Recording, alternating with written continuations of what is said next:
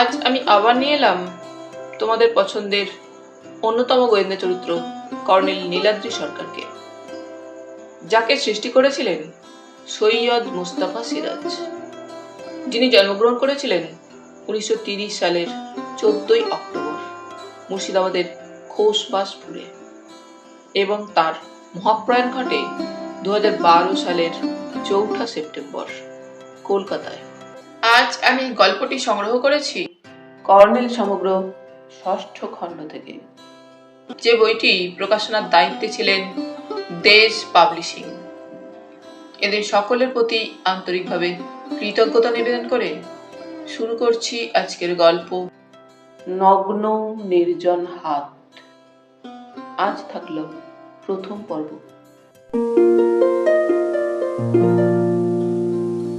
মহাজাতি সদনে বিশ্ববিখ্যাত জাদুকর পিসি সরকারের তাক লাগানো ইন্দ্রজাল দেখতে গিয়েছিলাম। শো ভাঙলো রাত 10টা নাগাদ। গেট পেরিয়ে গাড়ির দিকে হাঁটছি। কেউ সম্ভাষণ করলেন, হ্যালো মিস্টার চৌধুরী। জাদুর ঘোরে তখনও মাথা ভোঁ ভোঁ করছে, তাছাড়া রাস্তায় আলো কম। বললাম, আপনাকে তো ঠিক চিনতে পারলাম না। কি আশ্চর্য, এই তো কিছুদিন আগে বোম্বেতে আমার ইন্টারভিউ নিলেন আপনাদের দৈনিক সত্য সেবকের জন্য। অবশ্য আপনারা সাংবাদিক, প্রতিদিনই কত রথী মহারথীর সঙ্গে দেখা সাক্ষাৎ হয়, ইন্টারভিউ নেন। আমি নেহাত এক ছন্ন ছাড়া ভবঘুরে। তবে আমার স্মৃতিশক্তি অত ঠুনকো নয়, দেখা মাত্র চিনতে পেরেছি। চলমান একটা গাড়ির এক ঝলক আলোয় চোখে পড়ল শক্ত সামর্থ্যকরণের লোকটি। চিবুকে তেকোনা দাড়ি, পরনে ফিকে লাল শার্ট এবং জিন্স। বয়স 35 থেকে 40-এর মাঝামাঝি। বেশ স্মার্ট চেহারা। 555 সিগারেটের প্যাকেট এগিয়ে দিয়ে বললাম, থ্যাঙ্কস। আজকাল সিগারেট খেলে বড্ড কাশি হয়। তো আপনাকে আশা করি এবার মনে পড়েছে। না, আমি ইন্দ্রজিৎ রায়। গালফ অয়েলের ধাক্কায় বাগদাদ থেকে জর্ডান হয়ে প্রথম যে ইন্ডিয়ান টিমটি দেশে ফিরছিল, তাদের লিডার ছিলাম আমি। এই বঙ্গ সন্তান। এবার মনে পড়েছে? সঙ্গে সঙ্গে মনে পড়ে গেল। দৈনিক সত্য সেবকে খুব ফলাও করে ছাপা হয়েছিল ইন্দ্রজিৎ রায়ের বিবরণ। মরুভূমি পেরিয়ে পালিয়ে আসা দলটির নেতৃত্বে ছিলেন একজন বাঙালি। বড় রোমাঞ্চকর সেই অভিযান। দৈনিক সত্য সেবক পত্রিকার পাঠকরা খুব খেয়েছিল প্রতিবেদনের সাক্ষাৎকারটি। বলা উচিত খানিকটা রং চড়িয়েই লিখেছিলাম। ইন্দ্রজিৎ রায় অবশ্য কতটা রং চড়িয়েছিলেন বলা কঠিন। কয়েকটা ফটো দিয়েছিলেন মরুভূমি আর ট্যাঙ্ক বাহিনীর। তবে মোদ্দা কথাটা হলো আমাদের কাগজে চড়া বাঙালিয়ানা। কর্তৃপক্ষ আমাকে বোম্বে পাঠিয়েছিলেন। ঝটপট হ্যান্ডশেক করে সহাস্যে বললাম, সরি মিস্টার রায়, আসলে ইন্দ্রজাল দেখে বোধ বুদ্ধি ঘুলিয়ে গিয়েছিল আর কি। আপনি বোম্বে থেকে কবে এলেন? ইন্দ্রজিৎ বললেন, গতকাল। দিন দুয়েকের জন্য এসেছিলাম, আগামীকাল মর্নিং ফ্লাইটে ফিরে যাব। গালফ ওয়ার তো চুপসে গেছে, আবার আরব মুল্লুকে পাড়ি জমাতে হবে। তবে বাগদাদে যাওয়া আর আপাতত সম্ভব বলে মনে হচ্ছে না। অথচ দেখুন আমার সর্বস্বই সেখানেই রয়ে গেছে। দেখা যাক। গাড়ির দিকে পা বাড়িয়ে বললাম, কলকাতায় উঠেছেন কোথায়? এন্টালি এরিয়ায় আমার এক আত্মীয় থাকেন, বৃদ্ধ মানুষ। বিশাল বাড়িতে জক হয়ে পাহারা দিচ্ছেন। ইন্দ্রজিৎ একচোট হাসলেন। হানাবাড়ি মশাই, সম্পর্কে আমার জ্যাঠামশাই হন। ছেলেরা সব ইউরোপ আমেরিকায় সেটেল করেছে। মেয়েরা দিল্লি, বোম্বে, ব্যাঙ্গালোরে স্বামীদের ঘর কন্যা করছে। যাকে ওসব ফালতু কথা। ম্যাজিক কেমন দেখলেন বলুন? অসাধারণ। হ্যাঁ, তবে জুনিয়র সরকারের ওই কথাটা আমার বড্ড মনে ধরেছে। আজ যা ম্যাজিক, কাল তা সায়েন্স। দারুণ বলেছেন না? সত্যি বলতে কি, এই প্রথম ওর ম্যাজিক দেখার চান্স পেলাম। জ্যাঠামশাই বলছিলেন কলকাতায় নাকি ভূতের শহর হয়ে যাচ্ছে। কে জানে, 10-12 বছর পরে ফিরে এসে আমারও বড্ড খারাপ লাগছিল জানেন। কিন্তু ইন্দ্রজাল দেখার পর মনে হলো কলকাতা সত্যিই একটা জাদু নগরী। ইন্দ্রজিৎ রায়ের কথাবার্তার ঢংটি চমৎকার। মিঠে অন্তরঙ্গ হাবভাব আকৃষ্ট করে। বোম্বেতে ওকে কেন যেন বাচাল মনে হয়েছিল। তবে তখন ওর ভূমিকা নিউজ ভ্যালুর দিক থেকে গুরুত্বপূর্ণ ছিল। তাই নিছক ব্যক্তি হিসেবে ওকে বিচার করার সুযোগ ছিল না। এতদিন পরে কলকাতায় শেষ মার্চের এক রাত্রে ভদ্রলোককে ব্যক্তিগতভাবে জানার খেয়াল চাপল। নিজেকে ছন্নছাড়া ভব ঘুরে বললেন এবং আরব্য রজনীর সেই রহস্যময় বাগদাদ শহরে ছিলেন। সব মিলিয়ে ওর প্রতি একটা তীব্র আকর্ষণ অনুভব করছিলাম। বললাম, চলুন মিস্টার রায়, আপনাকে পৌঁছে দিই। ইন্দ্রজিৎ কি তাই চাইছিলেন? অবশ্য এ কথাটা অনেক পরে মনে হয়েছিল। আসলে কোনো ঘটনা ঘটে যাওয়ার পর আগেকার বহু ছোটখাটো ঘটনা চোখের সামনে বড় হয়ে আসে, ধরা পড়ে কতগুলো পারম্পর্য। যাই হোক, উনি ঝটপট আমার গাড়িতে ঢুকে পড়লেন। গাড়ি স্টার্ট দিয়ে কিছুটা এগিয়েছে, তখন বললেন, আপনি নিশ্চয়ই সাউথে নাকি এন্টালি এরিয়া থাকেন? না, সল্ট লেকে। কি সর্বনাশ, তাহলে মিছিমিছি আপনাকে কষ্ট দেওয়া হচ্ছে। তাছাড়া ফুয়েলের যা দাম এখন, ও কিছু নয়। আমার বরং সুবিধাই হলো, আপনাকে পৌঁছে দিয়ে ইস্টার্ন বাইপাস ধরবো, জ্যাম থেকে বাঁচা যাবে। ইন্দ্রজিৎ হাসলেন। কলকাতার জ্যামের চরিত্রই আলাদা। বিদেশের বেশ কিছু বড় শহরে আমি গেছি, জ্যাম হয়, তবে তেমন বিশৃঙ্খল নয়। বাগদাদে জ্যাম হয় না? হয়। আফটার অল প্রাচ্যের শহর, বিশৃঙ্খলা আছে, কিন্তু আইন খুব কড়া। আপনি কি করে বাগদাদ গেলেন জানতে ইচ্ছে করছে। ইন্দ্রজিৎ একটু চুপ করে থেকে আস্তে শ্বাস ছেড়ে বললেন, দৈবাত একটা চান্স পেয়েছিলাম। আমার কমার্সের একটা ডিগ্রি ছিল। বোম্বেতে একটা ইঞ্জিনিয়ারিং ফার্ম ইরাকে কন্ট্যাক্ট পেয়েছিল। তাদের অ্যাকাউন্ট্যান্ট হয়ে বাগদাদে গিয়েছিলাম। তারপর হঠাৎ কিছুকালের জন্য বাহারিনের রাজধানী মানামায় বদলি করেছিল। কোথায় ইরাক, কোথায় বাহারিন। ইরাক মশাই মডার্নাইজড দেশ, আর বাহারিন কট্টর শেখদের রাজত্ব। একদিকে চূড়ান্ত ঐশ্বর্য, অন্যদিকে চূড়ান্ত দারিদ্র। জানেন তো, বাহারিন শুধু তেলের দেশ নয়, মুক্তর দেশ।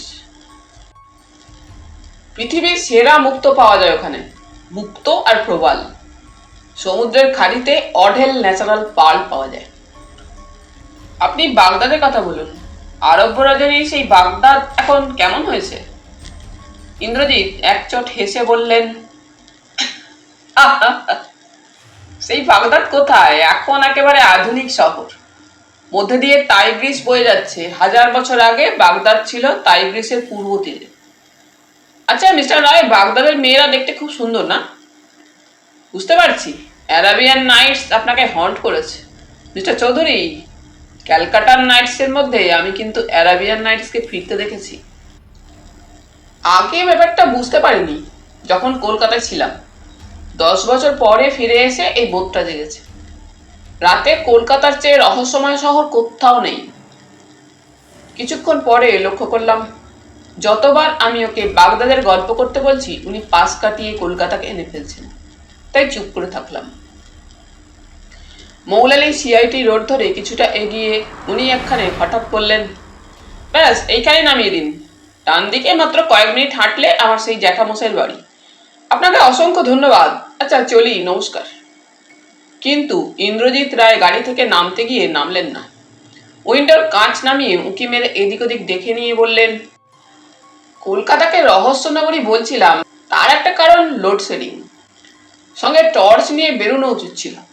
মিস্টার চৌধুরী, যদি কিছু মনে না করেন কাইন্ডলি, আর মাত্র একটুখানি পথ। ওই গলি রাস্তায় গাড়ি ঢোকার অসুবিধে নেই। আসলে গলিটা যেমন নির্জন আর অন্ধকার, বাড়িটাও তেমনি ভুতুরে। যদি প্লিজ করে অদ্ভুত হাসলেন ইন্দ্রজিৎ। বললাম, না না, কোনো দ্বিধার কারণ নেই। গাড়ির সামনের ক্রসিং দিয়ে আইল্যান্ডের ওপারে নিয়ে গেলাম। বাঁদিকে একটা গলি রাস্তা। হেডলাইটে দুধারে জরাজীর্ণ পুরানো বাড়ি দেখা যাচ্ছিল। একটু এগিয়ে বাঁক নিয়েছে গলিটা। বাঁকের মুখে বনেদি একটা বাড়ির গেট। ভেতরে বাগান টাগান আছে। ইন্দ্রজিৎ বললেন, এই যে এসে গেছি। আপনাকে অসংখ্য ধন্যবাদ মিস্টার চৌধুরী, বলে চড়া গলায় ডাকলেন, মধু, মধু। গেট খুলে মধ্যবয়সী একজন লোক বেরোলো। তার হাতে একটা টর্চ। ইন্দ্রজিৎ গাড়ি থেকে বেরিয়ে সোজা বাড়ি ঢুকে গেলেন। মধু বলল, গাড়ি ঘোরানোর জায়গা আছে স্যার, ওই দেখুন। টর্চের আলোয় সামনে একটুখানি পোড়ো জমি দেখা গেল। সেখানে গাড়ি ঘুরিয়ে নিয়ে আবার সিআইটি রোডে পৌঁছলাম। যেতে যেতে একবার মনে হলো ইন্দ্রজিৎ রায় কি কোনো কারণে হঠাৎ ভয় পেয়েছেন। ভয়টা কি এই অন্ধকার গলিটার জন্য? তাছাড়া গাড়ি থেকে নেমেই বিনা সম্ভাষণে অন্তর্ধান। কিন্তু এ নিয়ে মাথা ঘামানোর মানে হয় না। আগামীকাল দুপুরে প্রেস ক্লাবে দলত্যাগী এক রাজনৈতিক নেতা সাংবাদিক সম্মেলন ডেকেছেন। কর্তৃপক্ষের নির্দেশ কভারেজ দিতে হবে কাগজে। তবে ধরি মাছ না ছুঁই পানি ধাঁচে। আজকাল রাজনীতিতে এমন সব লোক এসে জুটেছে যাদের পাত্তা দেওয়াই বিপদ, না দেওয়াও বিপদ। কে কখন পাওয়ারে যাবে কাগজের অর্থনৈতিক মানদণ্ড তার সঙ্গে বাঁধা। সল্টলেকের ফ্ল্যাটে ফিরতে রাত প্রায় 11টা বেজে গেল। খেয়ে দিয়ে গড়াতে যাচ্ছি, টেলিফোন বাজলো। এ মুহূর্তে টেলিফোনের শব্দ বিরক্তিকর। অভ্যাস মতো ফোন তুলে বললাম, wrong number. Right number darling. এ পৃথিবীতে সস্নেহে নারী পুরুষ নির্বিচারে ডার্লিং সম্ভাষণ করতে মানুষ একজনই আছেন, তিনি কর্নেল নীলাদ্রি সরকার। দ্রুত বললাম, সর্বনাশ। কারো সর্বনাশ কারো পৌষ মাস বলে একটা অনবদ্য প্রবচন আছে জয়ন্ত। হ্যাঁ, পৌষ মাসটা তোমারই, সর্বনাশটা অবশ্য অন্যের। ব্যাপারটা বুঝতে চেষ্টা করুন প্লিজ। এত রাত্রে ফোন মানেই সর্বনাশ। যাই হোক, কাল সকাল 8টায় চলে এসো। তোমার কাগজের জন্য একটা এক্সক্লুসিভ স্টোরি পেয়ে যাবে। কিসের স্টোরি?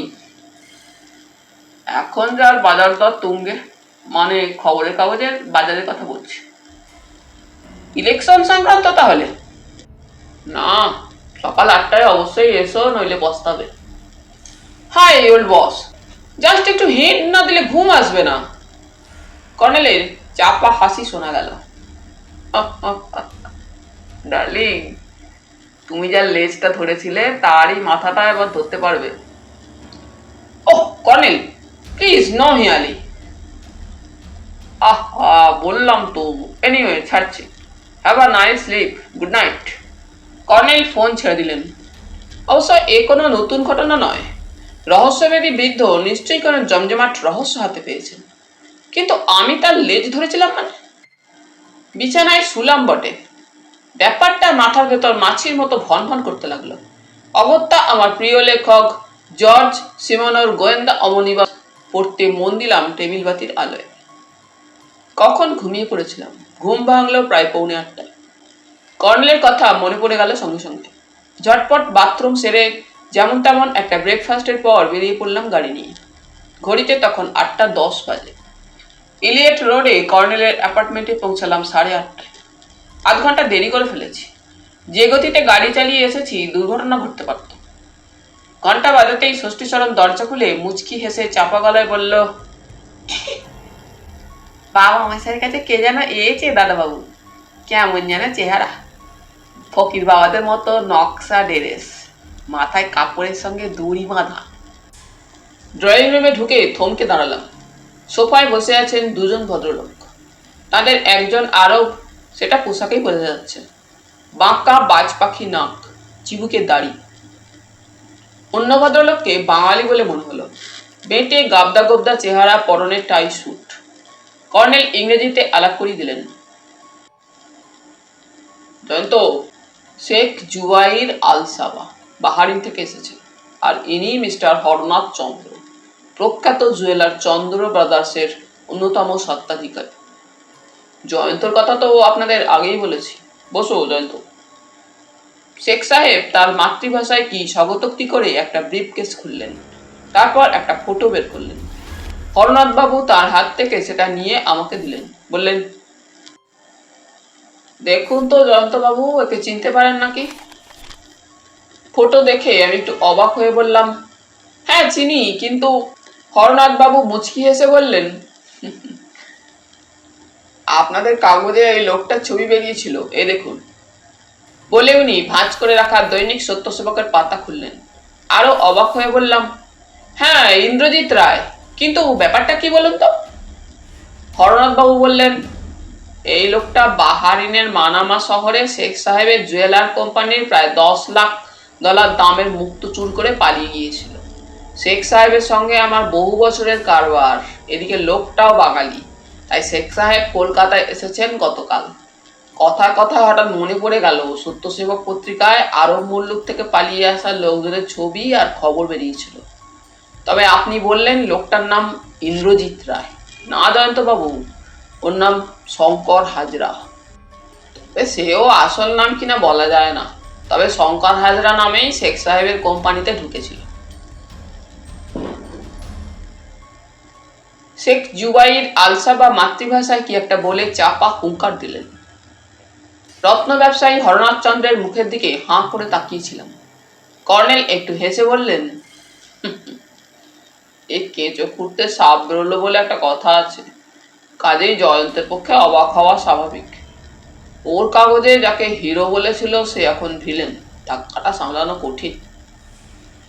উত্তেজনায় নড়ে উঠলাম। এবার বললাম, কাল রাতে ইন্দ্রজিৎ রায়ের সঙ্গে আমার দেখা হয়েছে। হরনাথ বললেন, কোথায় কোথায়? মহাজাতি সদনে জুনিয়র পিসি সরকারের ইন্দ্রজাল দেখে ফেরার সময় তাকে আমি আর গাড়ি করে এন্টালি এলাকার একটা বাড়িতে পৌঁছে দিয়েছি। আজ মর্নিং ফ্লাইটে তার বোম্বে ফিরে যাওয়ার কথা আছে। বোম্বে ফ্লাইট? হরনাথ ঘড়ি দেখে হতাশ মুখে বললেন, তাহলে পাখি উড়ে গেছে। উঠে দাঁড়িয়ে বললাম, ওই বাড়িতে গেলে তার বোম্বের ঠিকানা পাওয়া যেতেও পারে, তার এক জ্যাঠামশাইয়ের বাড়ি ওটা। বলে কাল রাতে যা ঘটেছিল তার বিবরণ দিলাম। হরনাথ ইংরেজিতে শেখ সাহেবকে কথাগুলো বলতেই উনিও উত্তেজিতভাবে উঠে দাঁড়ালেন, দাঁত কিরমির করে গর্জলেন,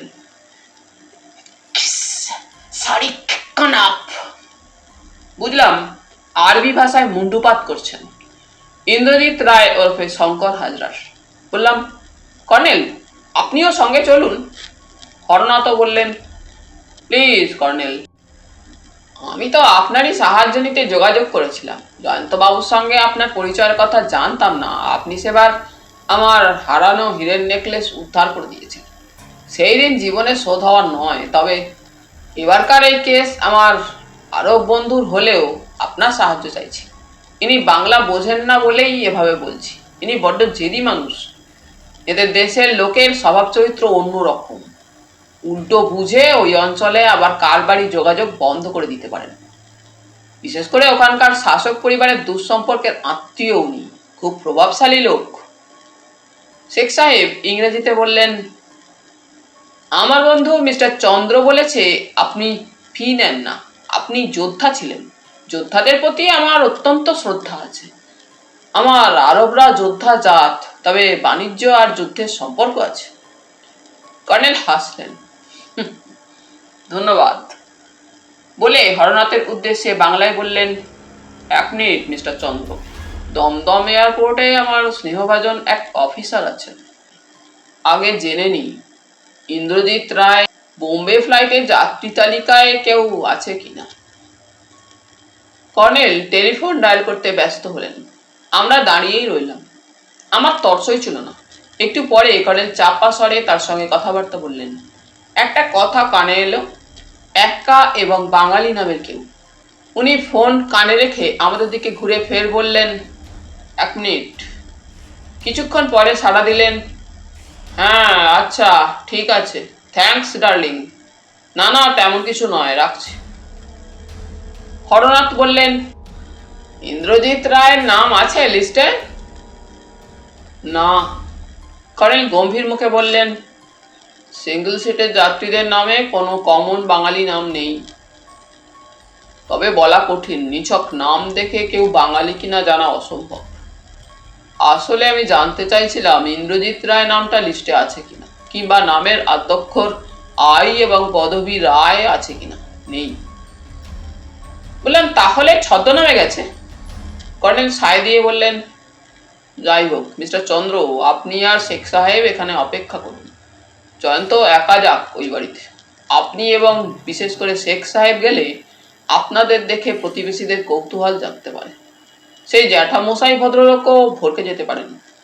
কত রাতে জয়ন্ত ইন্দ্রজিৎ রায়কে পৌঁছে দিয়েছে। মধু নামে যে লোকটির কথা বলল সে ওকে চিনতে পারবে।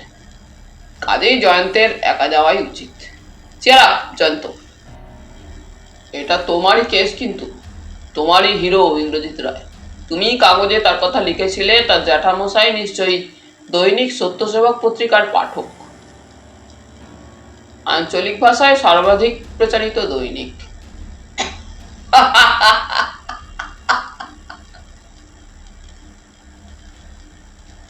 কর্নেল স্বভাবসিদ্ধ অট্টহাসি হাসলেন। হরনাথ বললেন, ঠিক ঠিক, আপনি যান জয়ন্তবাবু, কর্নেলের কথায় যুক্তি আছে, আমরা আপনার জন্য অপেক্ষা করছি। উনি শেখ সাহেবকে ব্যাপারটা বুঝিয়ে দিলেন ইংরেজিতে। শেখ সাহেব মাতৃভাষায় বলে উঠলেন, না মা, মাসা মাসা। যেতে আপত্তি করছেন ভেবে ইতস্তত করছিলাম। শেখ সাহেব বললেন, দ্যাটস রাইট, গো গো। একা যেতে অস্বস্তি হচ্ছিল বটে, কিন্তু আমার কাগজের পক্ষে একটা অসাধারণ স্কুপ নিউজ এটা। কারণ ইন্দ্রজিৎ রায়ের খবর দেশের বড় বড় ইংরেজি কাগজে বেরিয়েছিল। যদিও আমার স্টোরিটা ছিল সাক্ষাৎকার ভিত্তিক এবং এক্সক্লুসিভও বলা হয় যাকে। এবার হিরোকে ভিলেন বানিয়ে চমকে দেবার চান্স এসে গেছে হাতে। অন্ধকার রাতের লোডশেডিংয়ে দেখা জায়গাটা দিনের আলোয় খুঁজে বের করতে সময় লাগলো। দুবার দুটো গলি রাস্তায় ঢুকে হন্যে হলাম। তৃতীয়বার সেই গলি রাস্তাটা খুঁজে পাওয়া গেল। বাঁদিকে বাঁকের মুখেই পুরানো বিশাল বাড়ি, সামনে গেট এবং ভেতরটা দেখেছি এই গলিটাই বটে। কিন্তু গলিতে ঢুকতে গিয়ে দেখি প্রচন্ড ভিড়, মুখে মুখে উত্তেজনা এবং পুলিশ। একদম ছেলে ছোকরা আমার গাড়ির কাছে এসে বলল, গাড়ি যাবে না দাদু, গাড়ি ব্যাক করুন। মুখ বাড়িয়ে বললাম, কি হয়েছে, এত লোক কেন? একটা বডি পড়েছে দাদু। বডি পড়েছে তার মানে? ওরা দাঁত বের করে হেসে অস্থির হলো।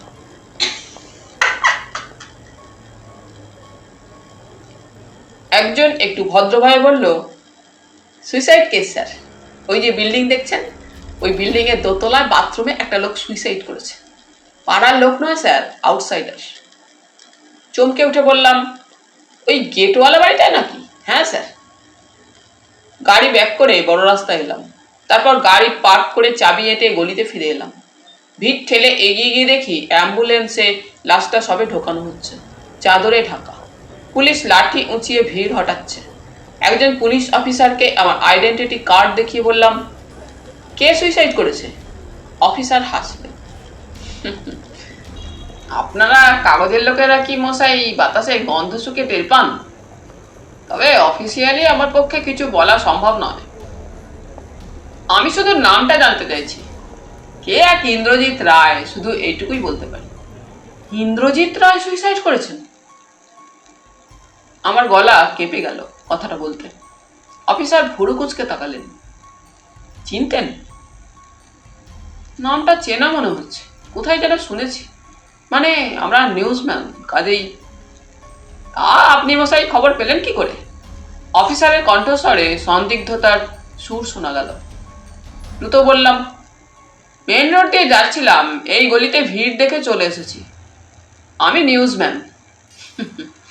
জানেন তো, লজ্জা ঘেন্না ভয় এই তিন থাকতে নয়, আমাদের বেলায় যতটা খাটে অন্যত্র নয়। অফিসার অদ্ভুত হেসে বললেন, নেট সুইসাইড কেস মশাই। লোকটা নাকি বাউন্ডুলে প্রকৃতির ছিল। আউট অফ ফ্রাস্ট্রেশন গলায় দড়ি বেঁধে বাথরুমে ঝুলে পড়েছে। এ কোনো নিউজ নয়, রোজই একটা না একটা হচ্ছে, নানা রকম টেনশন, ঝগড়াঝাটি, চূড়ান্ত হতাশা অ্যান্ড সো অন। উনি জিপে গিয়ে বসলেন। কাছে গিয়ে বললাম, একটা কথা, কোনো সুইসাইডাল নোট পাওয়া যায়? পরে লালবাজারে যোগাযোগ করবেন, যা জানাবার ওরাই জানাবে। জিপ এবং অ্যাম্বুলেন্স চলে গেল। গেট বন্ধ। একটু দাঁড়িয়ে থেকে চলে এলাম। কর্নেলের বাড়ির দিকে যখন ফিরে চলেছি, তখন মাথার ভেতরটা খালি লাগছে। কাল রাতের দৃশ্যগুলো ভেসে এসে আবার দূরে সরে যাচ্ছে। কাল রাতে ইন্দ্রজিৎ কেন যেন ভয় পেয়েছেন মনে হয়েছিল, কিন্তু সুইসাইড করে বসলেন কেন? রাতেই কি কিছু ঘটেছিল? তার চেয়ে বড় প্রশ্ন, গাড়িতে বসে থেকেই মধুকে ডাকছিলেন এবং মধু বেরোনো মাত্র গাড়ি থেকে বেরিয়ে সটান ঢুকে গেলেন বাড়ির ভেতরে। বিদায় সম্ভাষণ করার স্বাভাবিক ভদ্রতাটুকুও দেখালেন না। এতক্ষণে মনে হচ্ছে কেউ বা কারা কি ওকে অনুসরণ করছিল মহাজাতি সদন থেকে। কিন্তু তারপর সুইসাইডের ঘটনা কেমন যেন খাপছাড়া।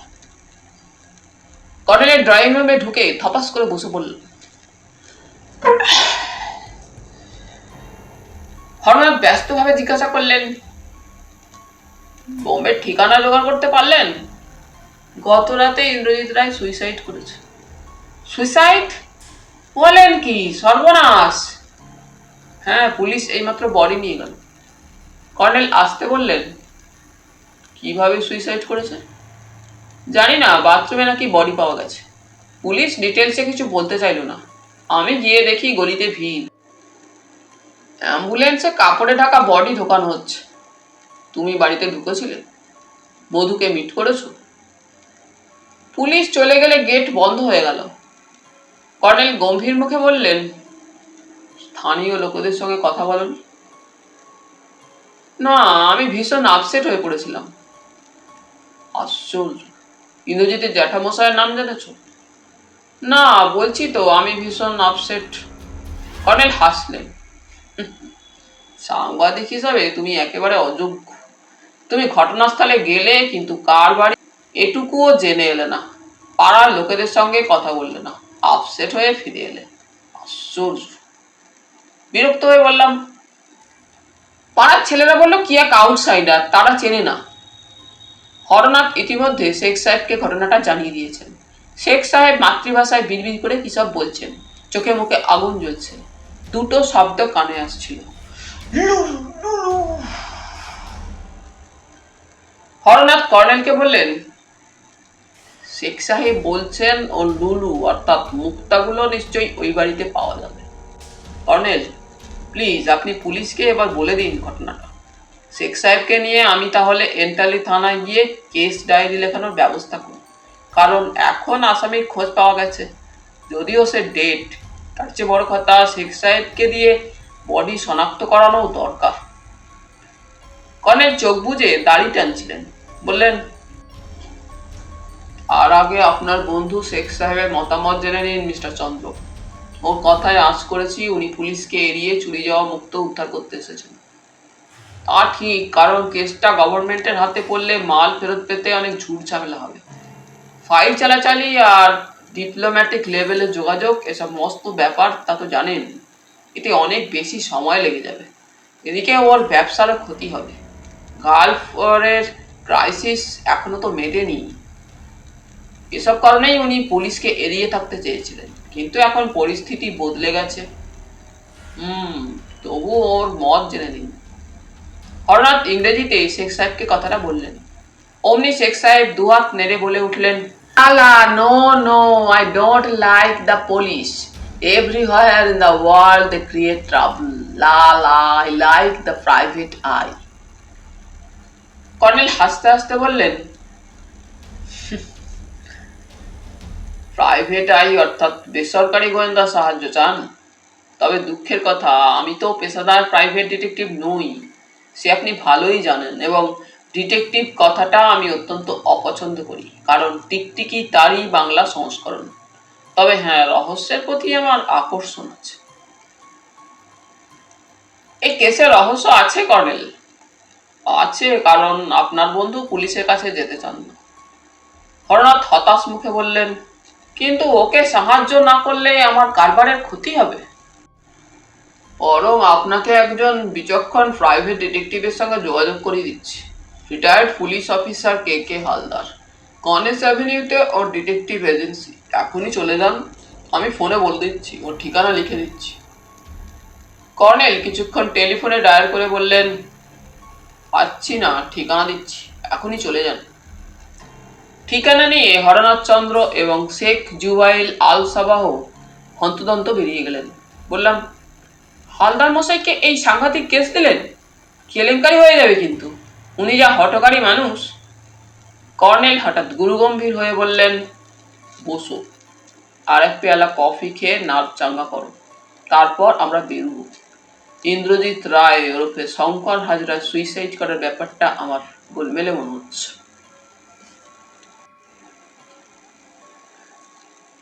কর্নেল নীলাদ্রি সরকার যখন কোনো ঘটনাকে গোলমেলে বলেন, তখন বুঝতে হবে উনি সেটার বাইরে দাঁড়িয়ে নেহাত দর্শক সুলভ কোনো মন্তব্য করছেন না। অর্থাৎ উনি গোলমালের জট ছাড়াতে নাক গলাবেনি। অথচ উনি বাহারিনের শেখ সাহেব এবং জুয়েলার হরনাথ চন্দ্রকে কেন যে প্রাইভেট ডিটেকটিভ কে কে হালদার ওরফে হালদার মশাইয়ের দিকে ছুটিয়ে দিলেন বুঝতে পারছিলাম না। কফি খেয়ে চাঙ্গা হবো কি নেতিয়ে পড়ছিলাম যেন। গত রাতে যে লোকটাকে জলজ্যান্ত দেখেছি, যার কণ্ঠস্বর এখনো কানের পর্দায় সেটে আছে, আজ সকালে তার মরা দেখার পর থেকে সেই লোকটা আমাকেও ভূতের মতো পেয়ে বসেছে। বিশ্বাস করতে বাধছে যা দেখেছি তা সত্যি, নাকি আমারই কোথাও কোনো ভুল ঘটেছে। ঠিক সেই বাড়িটাই কি দেখে এলাম, এবং পুলিশ অফিসারের মুখে ইন্দ্রজিৎ নামটাও কি সত্যি শুনে এলাম? কর্নেল চাপা স্বরে কার সঙ্গে ফোনে কথা বলছিলেন। ফোন রেখে উঠে দাঁড়িয়ে বললেন, চলো বেরোনো যাক। যন্ত্রচালিতের মতো ওকে অনুসরণ করলাম। বৃদ্ধ রহস্যভেদী আমার হাবভাব আঁচ করেছিলেন। গাড়িতে ওঠার পর আমার দিকে ঘুরে বললেন, তুমি কি অসুস্থ বোধ করছো জয়ন্ত? হাসবার চেষ্টা করে বললাম, না, কেন? কর্নেল হাসলেন, ডার্লিং, হাতিয়াগড় জঙ্গল থেকে আনা অর্কিডটার ফুল ফোটা দেখার জন্য আমার অন্তত এপ্রিল পর্যন্ত বেঁচে থাকা দরকার। কাজেই ভেবে দেখো স্টিয়ারিং এ আমি বসবো কিনা। গাড়িতে স্টার্ট দিয়ে বললাম, এর চেয়ে অনেক সাংঘাতিক ঘটনা ঘটতে দেখেছি আপনার পাল্লায় পড়ে। আমার নার্ভ অন্তত গাড়ি চালানোর মতো চাঙ্গা আছে। কর্নেল চোখ বুজে চুরুট টানতে থাকলেন। লক্ষ্য করলাম অভ্যাস মতো বাইনোকুলারটি সঙ্গে নিয়েছেন। টাক ঢাকতে টুপিও পরেছেন। চুরুটের ছাই সাদা দাড়ি বেয়ে নেমে যাচ্ছে। শর্টকাটে অলিগলি হয়ে এগোচ্ছিলাম। একটা গলির মোড়ে গিয়ে কর্নেল দাড়ি ছেড়ে আপন মনে বললেন, $10 লাখ দামের মুক্ত, ভারতীয় মুদ্রায় কয়েক কোটি টাকা। কাজেই এই রহস্যটাও খুব দামি। বললাম, তাতে কি? রহস্যভেদী হিসাবে আপনিও তো তার চেয়ে দামি। আমাকে লড়িয়ে দেওয়ার দরকার নেই জয়ন্ত। আপনি যে অলরেডি লড়তে নেমে গেছেন, এটুকু বোঝবার মতো বুদ্ধি আমার আছে বস। কিন্তু আমার কেন যেন মনে হচ্ছে আমি একটা চেনা বাড়িতে অনেক বছর পরে যাচ্ছি। কর্নেল গাড়িতে আঁচড় কাটতে কাটতে আনমনে ফের বললেন, বিশাল গেট, ভেতরে ফুল বাগান, একটা সুইমিং পুল ছিল, একটা পোষা হরিণ, একটা কাকাতুয়া, কালো টেরিয়ার কুকুর। আচ্ছা জয়ন্ত, গলিটার নাম কি কালী কিঙ্কর রায়চৌধুরী লেন? জানি না, লক্ষ্য করিনি, কাকেও জিজ্ঞেসও করিনি। কর্নেল আপন মনে বিড়বিড় করতে থাকলেন, বোধ পুরাতন ভৃত্য বলতে যা বোঝা। আসলে সমস্যা হলো বনেদি বাড়িতে পুরাতন ভৃত্য অনেকেই থাকে।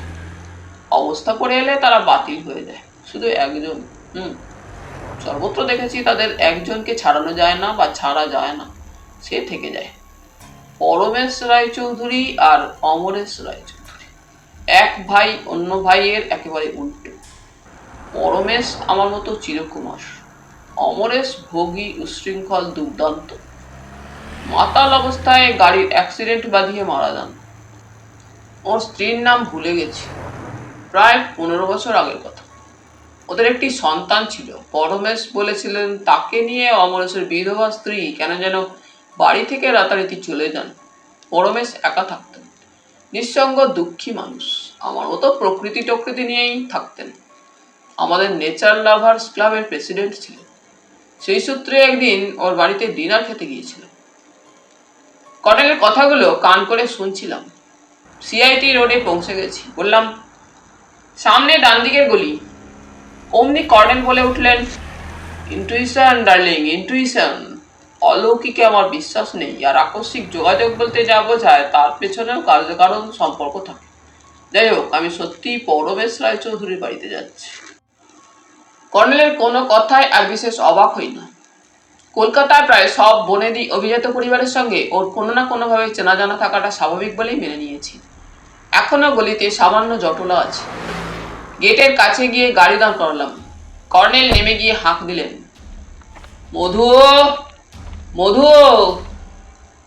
রাতে দেখা সেই মধ্যবয়সী গুঁফো লোকটি কাছাকাছি কোথাও ছিল। গড়ার দেওয়া গেটের ভেতর তাকে পাষাণ মূর্তির মতো দেখালো। কর্নেল বললেন, আমাকে চিনতে পারছো কি মধু? ঠিক আছে, না পারলে তোমার কর্তাবাবুকে গিয়ে বলো কর্নেল সাহেব এসেছে, কর্নেল নীলাদ্রি সরকার। এবার পাষাণ মূর্তিতে প্রাণ এলো। সে সেলাম ঠুকে আসতে বলল, আপনি কর্নেল সাহেব, কর্তামশাই একটু আগে ফোন করে লাইন পেলেন না, আমাকে ঠিকানা দিয়ে একটা চিঠি পাঠাবেন বলছিলেন। কর্নেল বললেন, গেট খুলে দাও, গাড়ি বাইরে রাখা ঠিক হবে না। গেটের ভেতর এবড়ো খেবড়ো রাস্তা দিয়ে পোর্টিকোর তলায় গাড়ি দাঁড় করালাম। কর্নেল সিঁড়িতে দাঁড়িয়ে একটু হেসে বললেন, মধুকে আমার মনে পড়ছে ভেবো না, মধুরও আমাকে মনে পড়ার কথা নয়, কিন্তু চান্স নিতে আমি ছাড়ি না। মধু গেটে তালা আটকে ফিরে এলো, বলল, পুলিশ বাইরের লোক ঢোকাতে বারণ করেছে, কর্তামশাইও ভিড় পছন্দ করেন না, আপনারা আসুন স্যার। দরজা ঠেলে খুলে সে আমাদের একটা হল ঘরে ঢুকলো। কর্নেলের সঙ্গগুণে এবং পেশার কারণে এ ধরনের হলঘর ব্রিটিশ আমলের বনেদি বড়লোকের বাড়িতে দেখেছি। আজকাল এইসব বাড়ি প্রমোটাররা কিনে নিয়ে বহুতল বাড়ি বানাচ্ছে। হলঘরগুলোর চেহারা চরিত্র একই রকম, রংচটা কার্পেট, নকশাদার মার্বেলের মেঝে, এক কোণ থেকে উঠে যাওয়া বাঁকাচোরা সিঁড়ি, সিঁড়ির শুরুতে সিংহের মুখ, দেওয়ালে বড় বড় পেন্টিং, জীবজন্তুর স্টাফ করা মুন্ডু, পাথরের ভাস্কর্য, আরও যা যা থাকা উচিত এই হলঘরেও আছে। কর্নেল যেতে যেতে বললেন, ইন্দ্রজিৎ তোমার কর্তামশাইয়ের ভাইয়ের ছেলে। মধু ঘুরে অবাক চোখে দেখল। আগে হ্যাঁ, আপনি শুনেছেন কি সাংঘাতিক কাণ্ড হয়েছে? শুনেছি তো, সে কবে এসেছিল? তা দিন 10-12 হবে। এর আগে সে মাঝে মাঝে আসতো। সিঁড়িতে উঠে মধু বলল, আসতো, তবে খুব কম, কখনো বছরে একবার, কখনো 2 বছর 3 বছর পরে হঠাৎ এসে কর্তামশাইকে জ্বালাতন করত। ছোটবাবু যেমন ছিলেন, ওনার ছেলেও তেমন। ইন্দ্রজিৎ কোথায় থাকতো জানো? কে জানে, কখনো বলতো দিল্লি, কখনো বলতো বোম্বাই, এবার এসে বলেছিল আরব মুল্লুকে ছিল। ওর কথা বিশ্বাস করা কঠিন, তবে গত মাসে কর্তামশাই বলেছিলেন কাগজে খোকাবাবুর ছবি চেপেছে। তুমি দেখেছিলে? না স্যার, আমি মুখ খুলো কাগজ পড়তে পারি না। ওপরে চওড়া করিডোরে পৌঁছে সে বলল, একটু দাঁড়ান স্যার, কর্তামশাইকে খবর দিই। সে চলে গেল। কর্নেল কি বলতে যাচ্ছেন সেই সময় বাঁদিকের একটা ঘরের দরজা খুলে এক যুবতী বেরোলো। মহিলাদের বয়স সম্পর্কে আমার কোনো ধারণা নেই, তবে যে বেরোলো তাকে যুবতীই বলবো। এসব পরিবারে ফর্সা লাবণ্যময়ীদেরই আশা করা চলে। এই যুবতী কিন্তু তত ফর্সা নয়। মেয়েদের লাবণ্য সম্পর্কে আমার ধারণার সঙ্গে আমার বৃদ্ধ বন্ধুর ধারণার মিল কখনো দেখিনি। আমি নাকি যৌবনের চোখে দেখি বলে সব যুবতীকেই লাবণ্যময়ী দেখি। এক্ষেত্রে আমার সেন দৃষ্টি প্রথমেই পড়েছিল মুখে এবং পর মুহূর্তে সিঁথিতে। সিঁদুরহীন সিঁথি দেখে ইন্দ্রজিতের সদ্য বিধবা স্ত্রী ধরে নিতাম। তাছাড়া মুখে ওই বিষাদের গাঢ় ছাপ। কিন্তু তক্ষুনি মনে পড়ে গেল ইন্দ্রজিৎ সস্ত্রীক এলে মধুতা অবশ্যই বলতো। সে আমাদের দিকে কেমন বিহ্বল দৃষ্টিতে তাকিয়ে রইল। পরনে আকাশি নীল শাড়ি এবং একই রঙের হাত কাটা ব্লাউজ, অগোছালো চুল। আমি মেয়েদের দিকে সোজাসুজি তাকাতে পারি না, কিন্তু আমার বৃদ্ধ বন্ধু এ ব্যাপারে ভীষণ স্মার্ট। লক্ষ্য করলাম উনি তীব্র দৃষ্টিবাণে বিদ্ধ করছেন তাকে, অথচ সে একই দৃষ্টে তাকিয়ে আছে। ততক্ষণে মধু এসে গেল। আপনারা আসুন স্যার, বলে সে যুবতীর দিকে ঘুরল।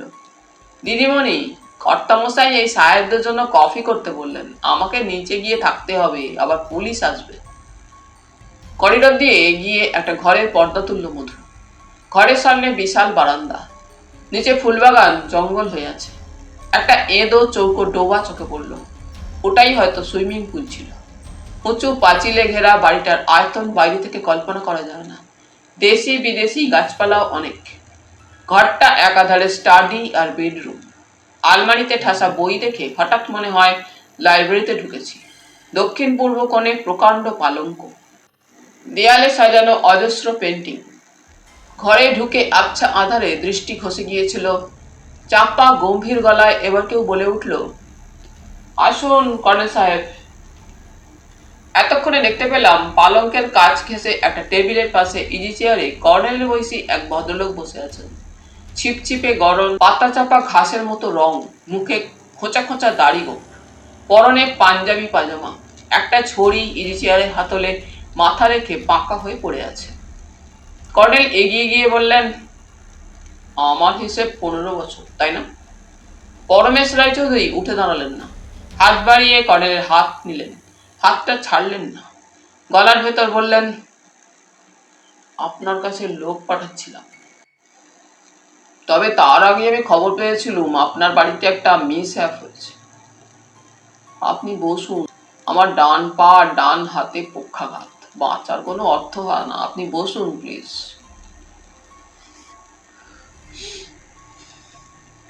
পরমেশের চোখে জল এসে গেল। কর্নেল পাশের চেয়ারে বসে বললেন, আলাপ করিয়ে দিই, দৈনিক সত্যসেবক পত্রিকার সাংবাদিক জয়ন্ত চৌধুরী। জয়ন্ত বোম্বেতে গিয়ে ইন্দ্রজিতের ইন্টারভিউ নিয়েছিল। পরমেশ আমার দিকে তাকিয়ে বললেন, বসো বাবা, তুমি বলছি, কিছু মনে করো না। বললাম, না না, অবশ্যই তুমি বলবেন। কর্নেল বললেন, আপনি কতদিন থেকে এভাবে অসুস্থ? পরমেশ বললেন, প্রায় 1 বছর। বাথরুমে পড়ে গিয়েছিলাম, তারপর থেকে এই অবস্থা। নার্সিং হোমে নিয়ে যেতে চেয়েছিল মধু, যায়নি। তো ওসব কথা থাক, আপনি কফির ভক্ত ছিলেন মনে আছে। কফি খেয়ে নিন, সব বলছি, আপনাকে বলা দরকার। একটি মেয়েকে দেখলাম, কোনো আত্মীয়া? পরমেশ একটু চুপ করে থেকে বললেন, ধানবাদে আমার এক পিস্তুত ভাই ছিল, তার মেয়ে। বাবা মা বেঁচে নেই, খবর পেয়ে আমি ওকে নিয়ে এসেছিলাম। তখন সবে স্কুল শেষ করেছে, কলকাতায় এনে কলেজে ভর্তি করে দিলাম। গত বছর এমএতে ভর্তি হওয়ার মুখে আমার হঠাৎ এই অবস্থা হলো। বেঁকে বসলো। আমাকে নাকি মধু দেখাশোনা করতে পারবে না, সারাক্ষণ আমার কাছে থাকে, দেখাশোনা করে। বলে পরমেশ ঘুরলেন দরজার দিকে, আয় মিমি। সেই যুবতী কফির ট্রে নিয়ে ঘরে ঢুকলো। পরমেশ বললেন, তোকে তো কর্নেল সাহেবের কথা তখন বলছিলাম, আর এর নাম? কর্নেল বাধা দিলেন, দৈনিক সত্যসেবক পত্রিকার সাংবাদিক জয়ন্ত চৌধুরী। তোমার নাম মিমি, কিন্তু পুরো নাম যে চাই। বলে কর্নেল একটু হাসলেন। তোমার জ্যাঠামশাইয়ের কাছে আমার সম্পর্কে কি শুনেছো জানি না, আমারই এক বাতিক, যা জানি না তা জানার চাই। মিমি তেমনই বিহ্বল দৃষ্টে তাকিয়ে বলল, আমার নাম সুপর্ণা ব্যানার্জি। কর্নেল কফির পেয়ালায় চুমুক দিয়ে বললেন, অসাধারণ, বসো মিমি। মিমি পালঙ্কের একটা বাজু ধরে দাঁড়িয়ে রইল। পরমেশ হঠাৎ গলা নামিয়ে বললেন, মিমি, কাল রাতে অনেক সন্দেহজনক ব্যাপার দেখেছে। শুধু কাল রাতে নয়, ইন্দ্র আসার পর থেকেই লক্ষ্য করছে। ও দৃঢ় বিশ্বাস ইন্দ্র সুইসাইড করেনি, তাকে কারা খুন করে বাথরুমে লটকে দিয়েছে। মিমি, সব খুলে বল কর্নেল সাহেবকে। মিমি মুখ নামিয়ে কাঁপা কাঁপা গলায় বলল, কাল রাতে ইন্দ্রদা ওর ঘরে চুপি চুপি কার সঙ্গে কথা বলছিল।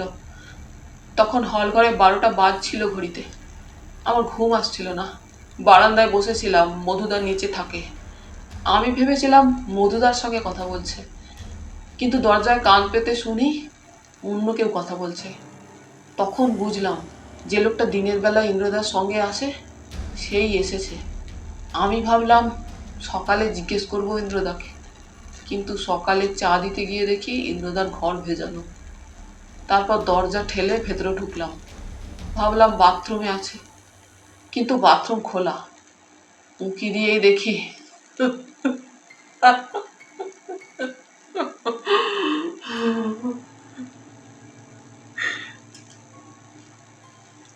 হঠাৎ মিমি দুহাতে মুখ ঢেকে কেঁদে উঠল। মিমির কান্না দেখে পরমেশ বিরক্ত হয়ে বললেন, দেখ মিমি, তোকে বারবার বলছি, কান্নাকাটির কোনো মানে হয় না। ইন্দ্র মরেছে, আমি হাঁপ ছেড়ে বেঁচেছি, আমার স্পষ্ট কথা। কিন্তু আমার পয়েন্টটা হলো, আমারই বাড়িতে এমন একটা সাংঘাতিক ঘটনা আমি বরদাস্ত করতে পারছি না। ইন্দ্র যদি সত্যি খুন হয়ে থাকে অন্যখানে হলে আমি একটু মাথা ঘামাতাম না। আমার কথা কর্নেল সাহেব আশা করি বুঝতে পারছেন। কর্নেল বললেন, পারছি। আপনার ফ্যামিলির একটা সম্মান আছে, তাতে আঘাত পড়েছে। ঠিক। পরমেশ ক্ষুব্ধ হয়ে বললেন, ইন্দ্র যে বাইরের উটকো লোক আবার আমার বাড়িতে তো ঢুকাচ্ছে, হারামজাদা মধুও সে কথা আমাকে বলেনি। তাছাড়া গত রাতে ইন্দ্রের ঘরের ওই ব্যাপারটা মিমি তখনই যদি আমাকে বলতো। মিমি বলল, আপনি স্লিপিং পিল খেয়ে ঘুমন, তুই চুপি চুপি মধুকে গিয়ে ওঠাতে পারতিস। মিমি মুখ নামিয়ে বলল, ইন্দ্রদা রেগে যাবে, হইচই করবে ভেবেছিলাম। কর্নেল বললেন, অত রাতে বাইরের লোক এলে মধুর তা জানার কথা, মধু কি বলেছে? পরমেশ বললেন, মধু রাতে গেটে তালা এঁটে রাখে, মধু বুঝতে পারছে না অত রাতে কেমন করে ইন্দ্রের ঘরে বাইরের লোক এলো। মধু বলছে খিড়কির দরজা দিয়ে ইন্দ্রই চুপি চুপি লোকটাকে বাড়ি ঢুকিয়ে থাকবে। খিড়কির দরজা কোন দিকে? মিমি দেখিয়ে দেয় কর্নেল সাহেবকে। মিমির সঙ্গে কর্নেল এবং আমি বেরোলাম। চওড়া ব্যালকনিতে গিয়ে মিমি নিচে ঝোপ ঝাড় ও গাছপালার ভেতর একটা ছোট্ট দরজা দেখালো। কর্নেল বাইনোকুলারে দেখে নিয়ে বললেন, কর্পোরেশনের আবর্জনা জড়ো করার জায়গা, তার পাশে বস্তি, কাজেই বাইরের লোক চুপি চুপি আসার অসুবিধা নেই। মিমি বলল, মধুদা ওই দরজা দিয়ে শর্টকাটে বাজারে যায়। একটা কথা মিমি, কাল অত রাতে তুমি জেগেছিলে, এই বারান্দায় বসেছিলে, কেন তা বলতে আপত্তি আছে? মিমি আসতে বলল, এবার ইন্দ্রদা আসার পর আমার কেন যেন অস্বস্তি হচ্ছিল। ও যতবার এসেছে জ্যাঠামশাইয়ের কাছে টাকা আদায় করেছে। ইন্দ্রদারও এই প্রপার্টিতে শেয়ার আছে, তাই টাকা আদায় করতে পারে, কিন্তু এবার আমার মনে হচ্ছিল ও টাকা আদায় করতে আসেনি। বিশেষ করে ওই লোকটাকে যখন তখন সঙ্গে এনে চুপি চুপি কিসব কথাবার্তা বলছিল। আমার ভয় হয়েছিল জ্যাঠামশাইকে।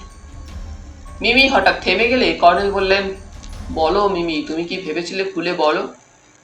ইন্দ্রদা জ্যাঠামশাইকে মার্ডার করানোর জন্য হয়তো ভাড়াটে খুনি এনেছে। মিমি আড়ষ্টভাবে কথাটা বলে কর্নেলের দিকে তাকালো। লোকটার চেহারা দেখেই ভয় করে, আমার দিকে বিশ্রীভাবে তাকাতো। ইন্দ্রদা চায়ের কথা বললে মধুদাকে দিয়ে পাঠিয়ে দিতাম। তুমি কোন ঘরে শো? জ্যাঠামশাইয়ের ঘরেই। আসার সময় যে ঘর থেকে তুমি বেরিয়ে এলে, ওটাই কি ইন্দ্রজিতের ঘর? মিমি মাথা দোলালো। না, ইন্দ্রদা পাশের ঘরে ছিল, ওর ঘরের দরজা পুলিশ সিল করে দিয়েছে। তো যে ঘর থেকে তুমি বেরোলে? মিমি দ্রুত বলল, ওই ঘরে আমি থাকি, রাতে জ্যাঠামশাইয়ের ঘরে শুতে আসি। তোমার ঘর থেকে ইন্দ্রজিতের ঘরে ঢোকার দরজা আছে? দরজাটা ইন্দ্রদার ঘরের ভেতর থেকে বন্ধ করা আছে, আমার ঘর থেকে খোলা যায় না। তুমি পুলিশকে কি বলেছ? জ্যাঠামশাই ওসব কথা বলতে নিষেধ করেছিলেন, তাই কিছু বলিনি। মধু এসব কথা জানে? জানে, মধুদাকেও জ্যাঠামশাই নিষেধ করেছিলেন। মধু গত রাতে সন্দেহজনক কিছু টের পায়নি? বলছে পাইনি, মধুদা ভীষণ ঘুমায়, আমি দেখেছি। রাতে হঠাৎ কোনো দরকার হলে ওকে ডেকে ওঠানো কঠিন। কর্নেল বাইনোকুলারে নিচের বাগান খুঁটিয়ে দেখতে দেখতে বললেন, খিড়কির দরজাটা মধু খোলা দেখেছিল? হ্যাঁ, মধুদা বন্ধ করে দিয়েছে। জ্যাঠামশাইকে কথাটা খুলে বলতে ওকে নিষেধ করেছি আমি। ইন্দ্রজিতের বডি কি অবস্থায় ছিল? মিমি শ্বাস প্রশ্বাসের সঙ্গে বলল, বাথরুমে শাওয়ারের পাইপ থেকে ঝুলছিল, গলায় মাফলারের ফাঁস ছিল। ইন্দ্রের ঘরের জিনিসপত্র লক্ষ্য করেছিলে? না, তখন কিছু লক্ষ্য করার মতো মনের অবস্থা ছিল না।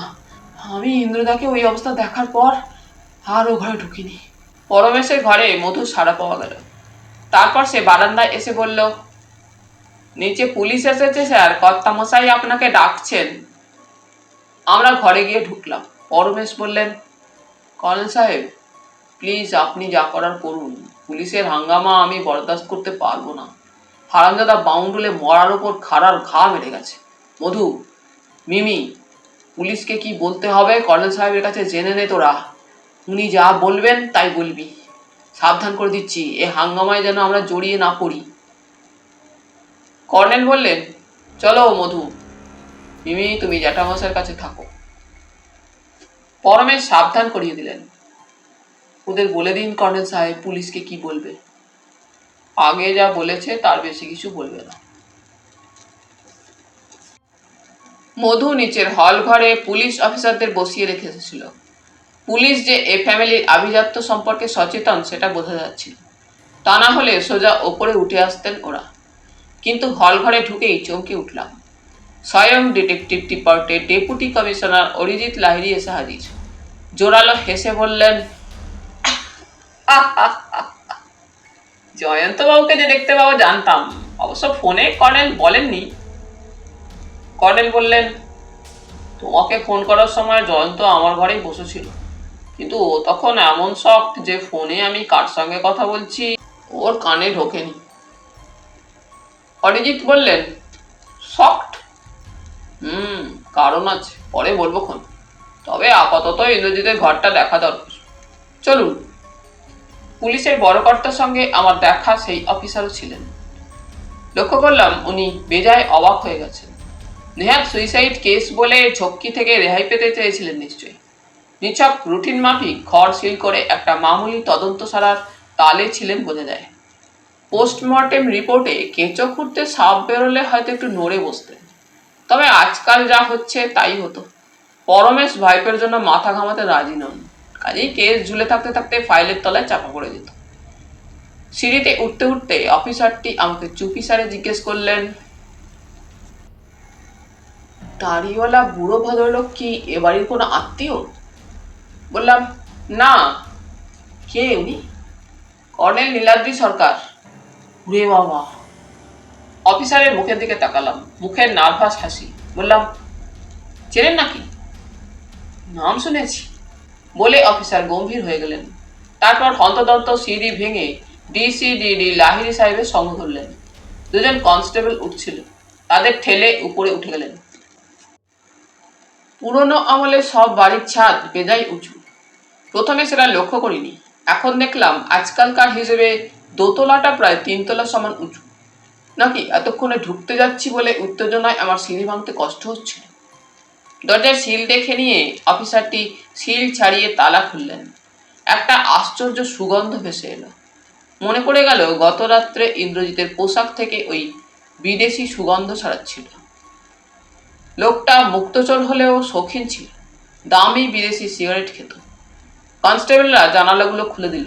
লক্ষ্য করলাম কর্নেল ঘরের ভেতরটা দেখছেন। একটা পুরানো নিচু খাটে সুন্দর বিছানা পাতা আছে। একটা টেবিল আর দুটো গদি আঁটা চেয়ার ছাড়া আসবাব নেই। দেওয়ালে আঁটা ব্র্যাকেটে শার্ট প্যান্ট ঝুলছে। টেবিলের ওপর জলের একটা গ্লাস আর জল ভর্তি কাচের জগ। তলায় একটা ব্রিফকেস দেওয়াল ঘেঁষে রাখা আছে। কর্নেল সেটা তুলে টেবিলে রাখলেন।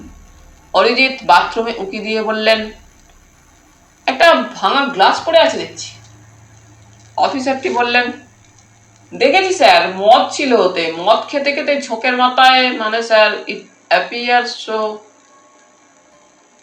গ্লাসে মদ ছিল কিনা আপনি শিওর? না স্যার, গন্ধ টের পেয়ে মদ মনে হয়েছে। গ্লাসের তলায় এখন একটু আছে দেখছি। ওটা ফরেন্সিক টেস্টের জন্য পাঠানো উচিত ছিল। এখনই পাঠাচ্ছি স্যার।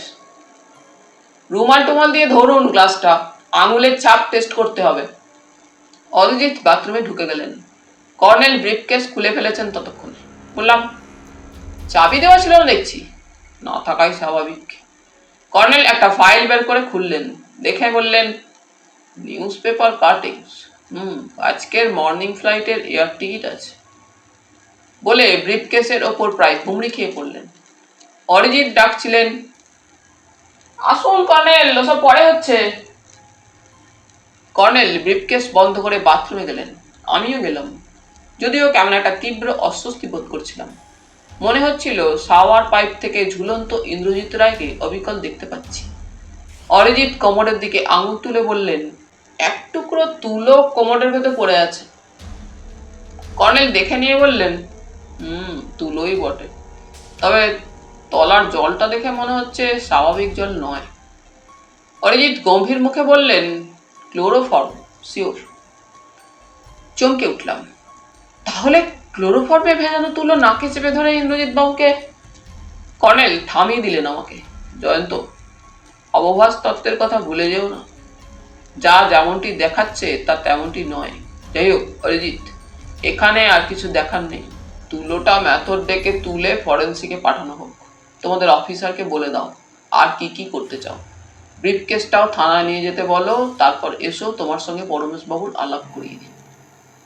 একটু পরে আমরা পরমেশ বাবুর ঘরে গেলাম।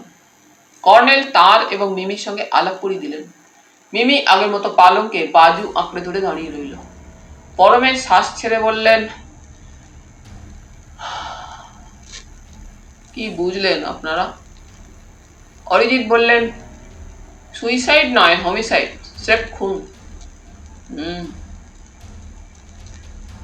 ইন্দ্র বেঘরে একদিন মারা পড়বে আমি জানতাম, কিন্তু আমারই বাড়িতে এসে মারা পড়লো।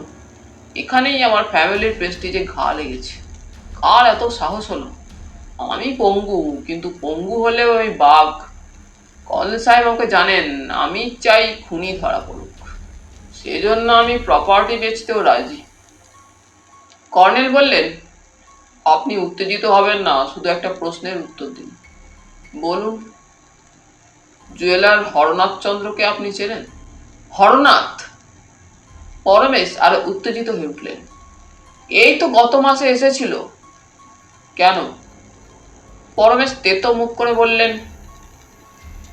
ইন্দ্র কলকাতা এসেছে কি না জানতে এসেছিল। ইন্দ্রের সঙ্গে ওর চেনা আছে শুনে আমার অবশ্য অবাক লাগেনি। ইন্দ্র এক সময় ওদের অ্যাকাউন্ট্যান্ট ছিল। গালফে চান্দ্রদের কারবার আছে বলতো। কর্নেল উঠে দাঁড়িয়ে বললেন, ঠিক আছে, আমরা চলি পরমেশবাবু, আজ এই পর্যন্তই। তাহলে বন্ধুরা, আজ এই পর্যন্তই। গল্প পাঠ তোমাদের ভালো লেগে থাকলে তোমাদের কাছে আবারও অনুরোধ থাকলো, লাইক, শেয়ার এবং সাবস্ক্রাইব করে তোমাদের মূল্যবান মতামত পাঠানোর জন্য। ধন্যবাদ।